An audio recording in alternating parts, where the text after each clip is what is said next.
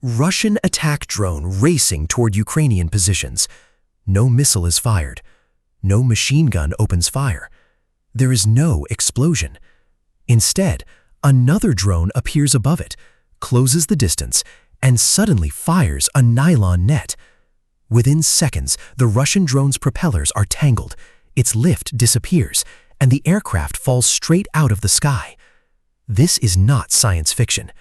Ukraine is taking drone warfare into a completely different era, one where enemy drones can literally be captured alive in midair. And what makes this technology especially important is its simplicity. Instead of firing an extremely expensive air defense missile, Ukrainian forces can potentially neutralize an incoming drone using an interceptor, a net, and a small launching mechanism.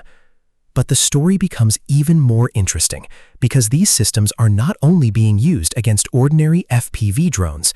Ukraine has reportedly tested them against fixed-wing attack drones, fiber-optic drones that are difficult to stop through electronic warfare, drones waiting in ambush beside roads, and other aerial threats. So how does this unusual weapon actually work? And could a simple nylon net eventually become one of the most important air defense tools of the drone age? Stay with us, because this story shows just how rapidly modern warfare is changing. And if you enjoy detailed aviation, military technology, and defense analysis like this, make sure you like this video and subscribe to Skyjet Wings. Your support helps us continue bringing you these incredible stories. Now, let's get into it. For years, air defense has largely been about radar, missiles, guns, and electronic warfare. But Ukraine is fighting on a battlefield filled with relatively small and inexpensive drones, and that creates a serious economic problem. Using an expensive missile against a low-cost drone may destroy the target, but if hundreds or thousands of inexpensive UAVs keep coming, the defender can quickly find itself spending far more money than the attacker. Electronic warfare provides another option because it can interfere with communication between a drone and its operator. However, even electronic warfare has limits. Some Russian FPV drones reportedly use fiber-optic cables, meaning traditional radio jamming may not stop them. Ukraine has therefore been experimenting with something much simpler: physical interception. One of the systems described in the battlefield is associated with Pashka drones. The idea is remarkably straightforward. An interceptor drone approaches the hostile UAV, normally from above or slightly ahead. Once it gets close enough, a module mounted underneath activates. A blank cartridge provides the force needed to launch a large nylon net toward the target. The net spreads through the air and catches the enemy drone. Once the nylon wraps around the propellers, the blades can no longer rotate freely. The drone loses lift, and gravity does the rest. What makes this approach especially interesting is that the interceptor does not necessarily need to carry an explosive warhead. That matters enormously when operations take place near friendly soldiers. Destroying an enemy drone with explosives above your own troops always creates additional danger. A net offers another option. Instead of detonating the threat, you physically stop it from flying. The engagement can happen from only a few meters away, although the source material describes longer possible ranges depending on the system and battlefield conditions. Ukrainian engineers have continued refining these systems as drone warfare becomes more intense. One of the most dramatic reported incidents took place in March 2026, when a Ukrainian interceptor equipped with a Pashka net system confronted a Russian fixed-wing Molia attack drone. The Russian aircraft was reportedly attempting to penetrate behind Ukrainian positions. The interceptor approached, the net launcher fired, and within moments the nylon became entangled around parts of the Russian drone, neutralizing it. This was significant because it suggested that the idea was not limited only to small quadcopters. Larger fixed-wing UAVs could potentially become targets as well. Ukraine has also discovered another unusual use for the technology: stopping enemy drones before they even take off. Russian forces have reportedly used loitering drones in an ambush role. A drone can land near a logistics route, switch off its motors, remain silent, and wait for a Ukrainian vehicle or supply convoy.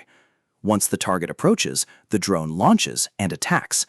This creates a difficult detection problem because the aircraft may remain almost completely silent until the final moment. Ukraine's response has been incredibly simple: drop a net over it while it is still sitting on the ground. If the propellers are physically trapped, the drone cannot launch when the convoy arrives. No electronic warfare, no missile, no explosion, just a physical trap preventing the aircraft from taking off. Concept is also spreading beyond airborne interceptors. Ukrainian forces have reportedly used handheld net launching systems as a last line of defense for infantry. Some compact systems can launch several meters of netting towards an approaching drone. Other concepts have been developed using lightweight components and even 3D printed prototypes. This means soldiers positioned close to the front may have another emergency option when electronic warfare, firearms, or other defensive systems are unavailable. Then there are unmanned ground vehicles. One robotic platform described in the source, known as Voron, carries multiple independent net launchers designed to create protection around the vehicle. Other robotic concepts reportedly combine cameras, automated target recognition, and multiple launchers capable of firing nets from different directions. In other words, the net is no longer just a simple attachment mounted under a drone. It is slowly becoming part of an entire anti-drone ecosystem, combining airborne interceptors, ground robots, infantry systems, and static physical barriers. Perhaps the simplest version does not involve a launcher at all. Across vulnerable logistics routes, checkpoints, artillery positions, and other important areas, Ukrainian forces have stretched large quantities of ordinary netting. The idea sounds almost primitive, but that is exactly why it is so fascinating. A fast FPV drone approaching a protected road can strike the net. Its propellers become trapped, the aircraft loses control, and it crashes. Suddenly, a relatively cheap physical barrier has defeated a sophisticated flying weapon. This is asymmetric warfare in one of its purest forms, using an inexpensive solution to defeat a more complex and dangerous threat. Ukraine is not the only side experimenting with these ideas. Russia has also developed net-launching drone concepts. Russian systems reportedly use commercial drones fitted with modular launching tubes. Platforms such as the Tarantula and Tiger are examples mentioned in the source material. Russia has also experimented with increasingly autonomous interceptor drones designed to search for, identify, and attack hostile UAVs. We are therefore witnessing something unusual. Both sides are responding to the drone revolution by returning to one of the oldest ideas in warfare. If you cannot jam the weapon, and you cannot afford to fire an expensive missile at every target, physically stop it. Ukraine may also have another important reason for preferring nets: intelligence. If you destroy an enemy drone with explosives, many of its electronic components may be damaged or completely destroyed. If you capture it largely intact, engineers may be able to examine its electronics, components, navigation equipment, and other technical features. Every recovered aircraft can become a valuable source of information, and that information may then help engineers develop better defenses against the next generation of drones. This creates a powerful cycle. The enemy attacks, Ukrainian forces intercept the drone, engineers recover it, specialists study the technology, defenses are adapted, and then the entire process begins again. That may be one of the biggest lessons emerging from modern drone warfare. Military innovation is no longer measured only in decades. On a drone-heavy battlefield, systems can evolve within months or even faster. A weapon appears, the enemy develops a countermeasure, engineers modify the system, a new tactic emerges, and both sides continue adapting. That brings us to the bigger question. Could cheap interceptor drones eventually replace expensive air defense missiles? Probably not completely. Missiles will still have major advantages against fast, high-altitude, long-range, and heavily armed threats. But against large numbers of smaller drones, physical interception could become an extremely valuable additional defensive layer. Future systems may combine radar detection, artificial intelligence, autonomous navigation, and multi-net launchers. Instead of one operator chasing one enemy drone, imagine automated interceptors detecting an entire swarm and launching multiple nets within seconds. That could transform the economics of air defense, because the real battle may not simply be about who possesses the most advanced weapon. It may be about who can defeat the enemy's weapon at the lowest possible cost. $1 million solution against a $1,000 threat is difficult to sustain forever, but a low-cost interceptor defeating another low-cost drone changes the equation dramatically.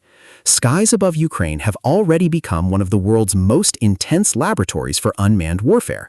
FPV drones, fiber-optic drones, electronic warfare, autonomous interceptors, unmanned ground vehicles, and now drones literally catching other drones with nets are all part of a rapidly changing battlefield. The technology may look simple, but the consequences could be enormous. So what do you think? Could cheap, net-launching interceptor drones become one of the most effective defenses against future drone swarms? Or will increasingly autonomous AI-powered drones eventually find ways around even these physical defenses? Tell us your opinion in the comments. And if you enjoyed this analysis, hit the like button, subscribe to Skyjet Wings, and turn on notifications so you don't miss our next breakdown of the technologies reshaping modern air warfare. This is Skyjet Wings. Thanks for watching, and we'll see you in the next video.